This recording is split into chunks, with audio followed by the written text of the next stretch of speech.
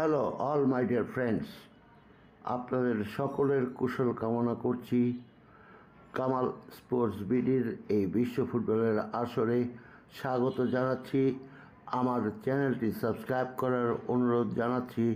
সেই সাথে অনুরোধ রইল, দয়া করে আমার সাথে থাকুন। কোপা আমেরিকার সামনে নিয়ে ব্রাজিল দলের কোচ দরিভাল জুনিয়র তার অত্যন্ত প্রিয় গৌরবমণ্ডিত দল ব্রাজিল জাতীয় ফুটবল দলের জার্সি নম্বর বন্টন করেছেন। তিনি বন্টন করলেন এমনই এক সময়ে যখন ব্রাজিল দলের কোপা আমেরিকার সামনে নিয়ে প্রীতি ফুটবল ম্যাচ ছিল মেক্সিকোর বিরুদ্ধে। খেলাটি আজ সকালে হয়েছে। এই খেলার প্রসঙ্গে আমি পরে আসছি, তবে আপাতত আপনারা জেনে নিন ব্রাজিল ফুটবল টিম বর্তমানে মার্কিন যুক্তরাষ্ট্রে অবস্থান করছে এবং প্রীতি ম্যাচগুলো খেলছে। আপনারা জানেন আগামীকাল সকালে সাউথ আফ্রিকার বিপক্ষে বাংলাদেশের ক্রিকেট ম্যাচ রয়েছে, টি-20 বিশ্বকাপের ম্যাচ। সেই খেলা নিয়ে আমি এই ভিডিওতে অল্প কিছু বলবো, তাই তো অনুরোধ করছি আমার সাথে থাকুন। এবার চলে যেতে চাচ্ছি আমার আজকের ভিডিওর থাম্বনেল সাবজেক্টে। ব্রাজিল ফুটবল দলের হয়ে যারা কোপা আমেরিকা খেলবেন তাদের মধ্যে ভিনিসিয়াস জুনিয়র, যিনি খেলে থাকেন রিয়াল মাদ্রিদে, তার রিয়াল মাদ্রিদের জার্সি নম্বর 7, আর এই ব্রাজিল ফুটবল দলে তার জার্সি নম্বর রয়ে গেছে সেই 7। তিনি 7 নম্বরে খেলতে ভালোবাসেন। এরপর এলো রড্রিগোর জার্সি নিয়ে কথা। রড্রিগো রিয়াল মাদ্রিদে খেলে থাকেন, সেখানে তার জার্সি নাম্বার 10 এবং ব্রাজিল জাতীয় ফুটবল দলের 10 নম্বর জার্সি পেলেন এই রড্রিগো। ইতিপূর্বে তিনি কয়েকবার এই 10 নম্বর জার্সি নিয়েও খেলেছেন, কিন্তু ব্রাজিল জাতীয় দলের 10 নম্বর জার্সি অনেক বেশি গুরুত্ব বহন করে থাকে। এই জার্সিটি নেইমার পরতেন, তিনি ইনজুর্ড হওয়ায় পেলেন এবার রদ্রিগো। এছাড়াও এই জার্সিটি নিয়ে খেলেছেন পেলে, কাকা কিংবা রোনালদিনহোর মতো কিংবদন্তি ফুটবলাররা। এরপর আসে 1 নম্বর জার্সি নিয়ে। এই জার্সিটি নিয়ে দ্বন্দ্ব রয়েছে বেন্টো বনাম আলিসন বেকারের। আলিসন বেকার লিভারপুলে খেলে থাকেন, সেখানে তার জার্সি নম্বর 1, তাই তিনি সম্ভবত চাচ্ছেন 1 নম্বর জার্সিটি তারই থাক। এদিকে বেন্টো, তিনি খেলে থাকেন ব্রাজিলের ফুটবল লিগের অন্যতম একটি দল অ্যাথলেটিকো পারানান্সেতে, এখানে তার জার্সি নম্বর 1। কাজেই দুজন খেলোয়াড়ই চাচ্ছেন 1 নম্বর জার্সি। দেখা যাক শেষ পর্যন্ত দরিভাল জুনিয়র কোন সিদ্ধান্ত গ্রহণ করেন।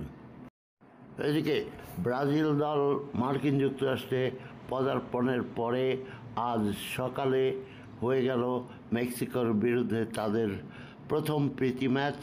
এই ম্যাচটিতে তারা 3-2 গোলে বিজয়ী হয়েছে। এখানে 2-2 গোলে অনেকক্ষণ 90 মিনিট পর্যন্ত ড্রই ছিল এবং 90 মিনিটের পরে এক্সট্রা টাইমের 6 মিনিটের মাথায় ফিলিপে এনরিকে শেষ গোলটি করে বিজয় নিয়ে আসেন ব্রাজিলের পক্ষে। হ্যাঁ বন্ধুগণ, ফিলিপে এনরিকে তিনি 9 নম্বর জার্সি পরেই আজকের খেলা খেলেছেন এবং এই 9 নম্বর জার্সিটি তাকে দিয়েছেন দরিভাল জুনিয়র।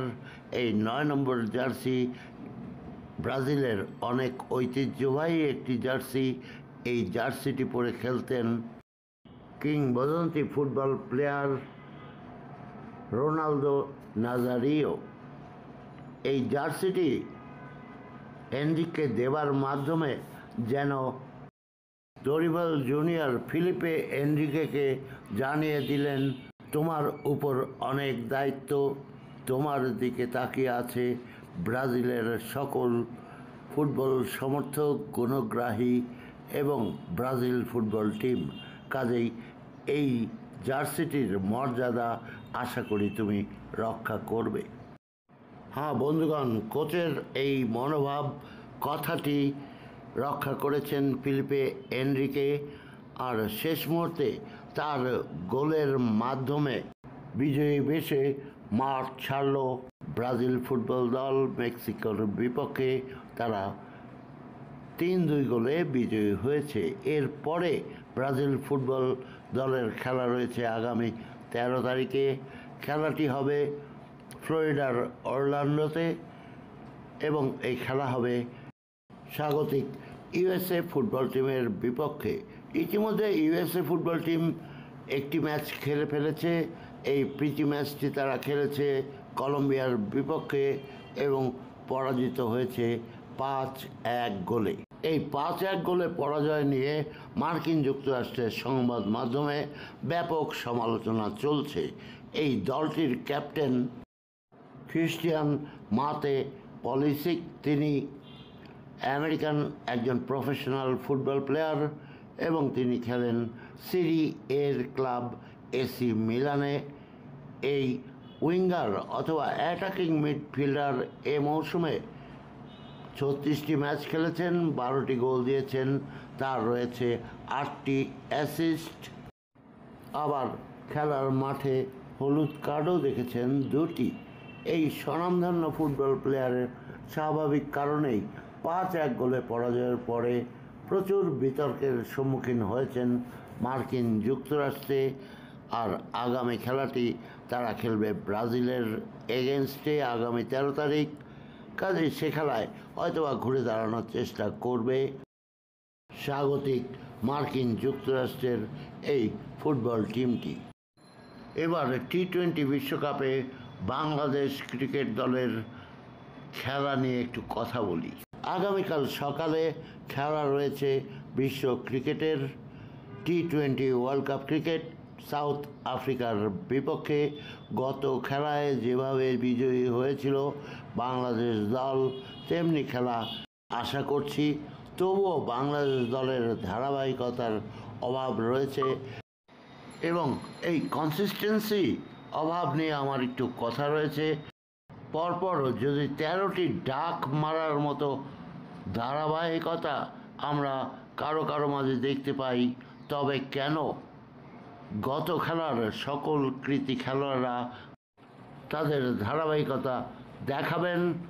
আমরা কি সেই ধারাবাহিকতা, যাকে ক্রিকেটীয় পরিভাষায় বলে কনসিস্টেন্সি, সেই ধারাবাহিকতা, সেই কনসিস্টেন্সি আমরা আগামীকালকেও দেখতে চাই।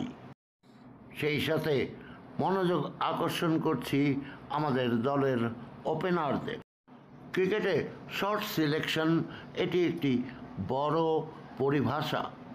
আমি মনোযোগ আকর্ষণ করতে চাই এবং মেসেজ দিয়ে বলতে চাই তাদেরকে আমরা কেনই বা আগামীকাল পুনরায় ডাক না মেরে ঘুরিয়ে দাঁড়াতে দেখতে পাবো না। এ প্রশ্ন আমার মনের মাঝে ঘুরে ঘুরে মরছে। কাল কী যে ঘটবে সেটি আমি জোর গলায় বলতে পারছি না। আবার সাউথ আফ্রিকা টিমটিও অত্যন্ত শক্তিশালী একটি টিম। কাজেই কালকের খেলার অনেক বড় প্রত্যাশা আপনাদের দিচ্ছি না, তবুও শুভেচ্ছা রইল।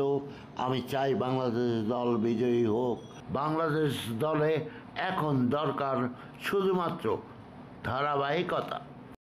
আপনাদের সে খেলার 8:30টার সময় দেখার নিমন্ত্রণ রইল। কামাল স্পোর্টস বিডির সাথে থাকুন, আমার চ্যানেলটি সাবস্ক্রাইব করুন। আমি প্রতিদিন ফিরে ফিরে আসি, আপনাদের সাথে কথা বলি। আমার শুভেচ্ছা নেবেন Kamal sports BD. Thank you very much.